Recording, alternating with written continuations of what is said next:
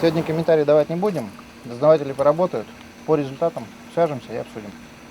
Ладно. И Завтра всё. с кем связываться? Решим вопрос.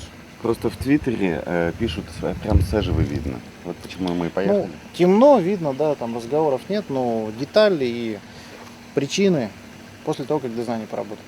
Потому что создавать сейчас себе проблемы перед тем, как они тут что-то сделали, я не буду. Потому что это уголовно наказуемо. Ладно. Ну, да, увидели что-то, ну да, бывает. Можно все вещи выезжать. Решаем. В поте лица, машины, все работает. Пожарные помогают? Конечно, все под контролем. Ну, всё. Там на самом деле опасно, лучше туда не ходить. А завтра свяжемся и точки над «и» расставим.